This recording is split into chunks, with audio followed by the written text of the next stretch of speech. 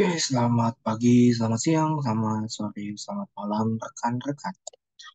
Kita sudah sampai di pertemuan kedua keamanan sistem informasi ya. Jadi di sini untuk pertemuan kedua kita akan lebih membahas lebih dalam tentang segitiga uh, confidentiality, integrity, availability atau SIA triad. Jadi kalau di pertemuan satu sebelumnya confidentiality, integrity, dan availability itu sudah dibahas dan itu merupakan hal utama yang penting di dalam sistem informasi ya. Oke, teman-teman, kita masuk saja ke materi ke pertemuan kedua. Jadi di segi di CIA Triad itu merupakan uh, faktor utama atau poin penting di dalam keamanan informasi dan hal ini memiliki saling keterkaitan ya. Jadi kalau di confidentiality berarti kan kerahasiaannya bagaimana kita mengamankan datanya kita menggunakan apa. Kemudian ada lagi namanya uh, integrity. Integrity berarti merupakan integritas datanya. Apakah bisa kita anggap data ataupun file tersebut merupakan data atau file yang benar-benar dikirim oleh pengirim atau itu sudah diintercept. Kemudian availability itu merupakan ketersediaannya. Ketersediaannya itu baik berupa data itu bisa diakses dengan kustomisasi yang diassign atau yang boleh melihat ataupun modifikasi atau bisa saja juga dengan server out balance-nya ya. Jadi kira-kira seperti itu. Jadi kalau kita balik lagi ke belakang yang pertemuan pertama, CA3 itu merupakan model kerangka kerja yang digunakan untuk menjaga keamanan informasi. Model ini akan sangat penting dalam keamanan informasi dan telah digunakan oleh berbagai perusahaan selama beberapa dekade atau beberapa puluh tahun terakhir ya. Model ini telah membantu perusahaan dalam membangun sistem keamanan yang kuat dan juga komprehensif. Nah, oke, kita lanjutkan. Kita masuk ke kode confidentiality atau rahasia. Di dalam confidentiality ini merupakan poin pertama yang penting di dalam CIA trade, yaitu dengan menjaga kerahasiaan informasi dengan melakukan pembatasan hak akses seseorang yang paling umum itu kita dapat menggunakan enkripsi. Jadi hak akses seseorang itu bisa berupa administrator, kemudian privilege user, kemudian privilege uh, user-user yang lainnya ya. Kemudian juga kita juga perlu melakukan enkripsi untuk password, tidak hanya password, bahkan juga kita dapat melakukan enkripsi kepada file-file yang bersifat rahasia atau terbatas, kira-kira seperti itu ya. Jadi serangan siber itu merupakan suatu ancaman informasi di organisasi ataupun personal yang ini membutuhkan suatu confidentiality. Jadi kalau kita balik itu confidentiality akan menciptakan suatu sistem yang aman dan baik. Confidentiality itu kan melibatkan beberapa pihak, baik itu individu ataupun perusahaan atau organisasi kita sendiri, untuk memastikan data ataupun file tetap rahasia dan tidak dapat diakses oleh orang yang tidak berkepentingan. Dalam menjaga kerahasiaan ini, maka akses informasi seperti yang tadi login kredensial itu harus dikontrol untuk mencegah pembagian data yang tidak sah, baik disengaja ataupun tidak disengaja. Nah, komponen-komponen kunci dari menjaga kerahasiaan itu di dalam confidentiality untuk memastikan bahwa orang yang tidak memiliki otorisasi yang tepat itu dapat dicegah atau di preventifkannya eh, agar dia tidak bisa melakukan akses ke data yang bukan merupakan hak akses yang dimiliki. Kira-kira seperti itu untuk yang confidentiality. Kemudian contoh-contoh datanya yang tadi kita bahas ya. Jadi kalau di dalam data itu ada nama, tanggal lahir, penyakit, yang pernah diderita ini kalau ada di rumah sakit. Kemudian nomor kartu kredit, nama ibu kandung dan sebagainya. Meskipun nama ibu kandung sebenarnya sudah tidak relevan ya di dalam verifikasi data pribadi. Nah, data saat ini sudah mudah ditemukan di dunia maya. Sehingga perlu perubahan verifikasi data sebenarnya agar menggantikan nama ibu kandung dengan data yang lebih spesifik lagi ya, yang mengidentifikasikan bahwa kita lah yang memiliki otorisasi tersebut. Nah, kemudian di integrity atau keasliannya, jadi menjamin data atau informasi yang dimiliki itu terjaga keasliannya, tidak berubah tanpa pemilik informasi. Tadi sempat saya singgung, kalau misalkan teman kita mengirim suatu file ke email, maka kita perlu mengetahui dulu apakah file ini tuh diubah atau enggak. Jadi gimana sih cara melakukan verifikasi integritas data? Yang pertama, teman-teman bisa meminta SHA atau MD5 dari jejak digital file yang dikirimkan oleh teman rekan teman-teman nih. Jadi misalkan SHA-nya 123 ABC. Kemudian si rekan teman-teman ini mengirimkan ke WhatsApp, oh saya, gue udah ngirim loh ke email lu kalau file ini memiliki jejak digital 123 ABC. Nah, kemudian teman-teman download nih, dan teman-teman melakukan verifikasi ulang apakah benar file tersebut sama hash-nya, atau dalam hal ini jejak digitalnya, apakah 123 ABC atau bukan. Ketika file tersebut eh, tidak memiliki jejak digital yang sama, maka dipastikan integritas datanya itu sudah rusak ya, atau sudah ada intercept dari pihak yang tidak bertanggung jawab, yang tidak memiliki otorisasi. Jadi kalau kita ambil kesimpulan, integriti atau integritas itu merupakan aspek yang memastikan bahwa aplikasi atau sistem itu dibuat memenuhi value atau nilai yang dapat menjaga konsistensi, akurasi, dan kepercayaan dari suatu file ataupun data. Nah, sebuah aplikasi ini atau file ataupun data akan terlihat integritasnya ketika data-data tersebut tuh disimpan asli, aman, akurat, dan dapat diandalkan.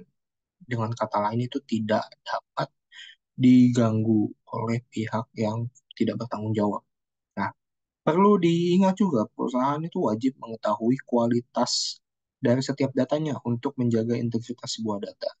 Jadi misalkan ada suatu data di perusahaan itu mengalami kerusakan atau korup, kemudian inkonsistensi, karena seringnya ditukar atau dibagikan salinan datanya yang tidak sesuai dengan. Sehingga data tersebut akan menjadi redundant, data yang disimpan di lokasi yang sama atau beberapa lokasi dan eh, terlalu banyak. Jadi kalau tadi jejak digital 123 ABC, ini ada lagi 124 ABC, 125 ABC dengan nama file yang sama dan outdoor yang berbeda.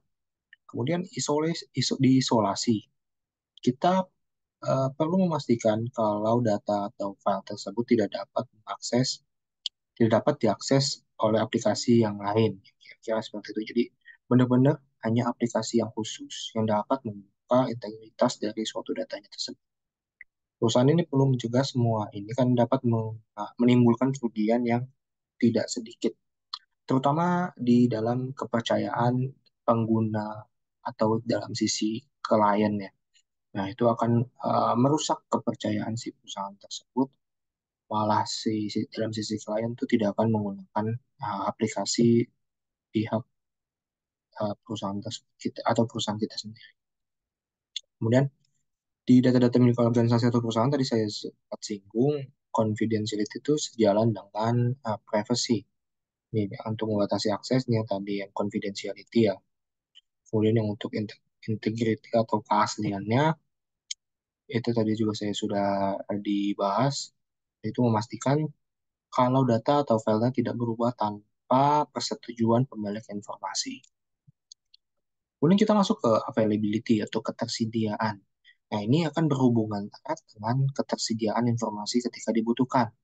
Artinya, informasi itu harus selalu tersedia saat dibutuhkan oleh user dan harus dapat dengan cepat diakses ya. Jadi kalau kita ngomongin availability ini akan berpengaruh dengan sistem cloud service kita ataupun PC kita ataupun data-data kita. Nah, jadi kalau confidentiality dan integrity itu sudah terjamin, tetapi data tersebut tidak dapat diakses, maka itu akan tidak berguna. Makanya si availability ini merupakan uh, keterkaitan yang sangat dibutuhkan dengan confidentiality dan integrity. Availability atau ketersediaan berarti uh, memastikan aplikasi, sistem, jaringan, dan sebagainya itu harus dipastikan dapat diakses ketika dibutuhkan dan juga harus dapat berjalan dengan semestinya. Nah, selain itu, data atau informasi juga harus dapat diakses dan digunakan walaupun sedang terjadi gangguan. Jadi ini harus bisa diakses di dalam offline mode atau di jaringan internal kantor saja meskipun tidak ada internet. Kemudian itu juga tetap harus bisa diakses meskipun terjadi kendala pemadaman listrik. Nah, itu bagaimana? Mungkin bisa menggunakan uh, Bluetooth, jaringan Bluetooth ataupun uh, jaringan radio pengiriman dan genset ataupun kalau bisa dibilang sekarang udah zamannya solar panel. Nah, hal ini juga ketika data diakses itu tidak boleh memakan waktu yang lama karena akan merugikan kita dalam memanfaatkan data tersebut. Kira-kira seperti itu. Oke, itu untuk yang availability. Kira-kira seperti itu teman-teman. Jadi kalau untuk yang pertemuan kedua mengenai segitiga CIA atau confidentiality, integrity, dan availability, saya ingin memastikan teman-teman memahami hal itu. Kenapa sih harus menerapkan CIA triad? Mungkin teman-teman akan ada yang nanya. Eh, Ketika kita menerapkan CIA triad, itu merupakan suatu terminologi yang penting di dalam keamanan informasi. Jadi setiap hurufnya itu akan mewakili prinsip dasar keamanan siber atau keamanan informasi. Dengan kita mempertimbangkan penerapan CIA triad ketiga prinsip ini akan dapat membantu kita dalam mengembangkan kebijakan keamanan atau security policies untuk suatu perusahaan kita ataupun pribadi kita. Saat kita melakukan evaluasi terhadap kebutuhan dan use case pada produk dan teknologi baru, CIA Triad ini akan membantu perusahaan untuk fokus melihat sisi kerentanannya. Jadi, selain melihat sisi kerentanan vulnerabilities berdasarkan confidentiality, integrity, dan availability, ini kita akan memiliki rasa uh, untuk pencegahannya bagaimana sebelum hal itu terjadi gitu ya. Jadi kalau sudah ada kerentanan, kita harus memastikan kita mampu untuk mencegah kerentanan itu yang berdampak ke dalam seluruh proses bisnis di perusahaan kita. Kira-kira seperti itu teman-teman. Kenapa kita harus menerapkan CI3? Kemudian uh, kapan sih kita dapat menerapkan CI3? CI3 ini akan membantu kita pada situasi dan kondisi keamanan ketika ada komponen yang krusial ataupun sensitif dalam hal ini mungkin infrastruktur informasi vital itu terganggu ya. Kemudian ini juga akan berguna ketika kita mengembangkan sistem yang berkutat dengan pengelolaan izin atau kebijakan-kebijakan hak akses. Nah, si perusahaan juga harus benar-benar menggunakan Setria dengan yang tadi ya, kita harus melihat kerentanan apa aja yang ada terjadi untuk menghambat cyber kill chain yang merupakan proses penargetan dan pelaksanaan serangan. Nah, si Ethereum itu dapat digunakan saat melatih karyawan juga tentang keamanan siber, jadi sebagai cyber security awareness, kemudian juga dengan menggunakan skenario what if dengan apa dan jika pada studi kasus nyata untuk membantu karyawan mempertimbangkan atau memutuskan pengambilan kebijakan mengenai data-data yang bersifat rahasia, integritas, dan ketersediaannya dalam suatu sistem.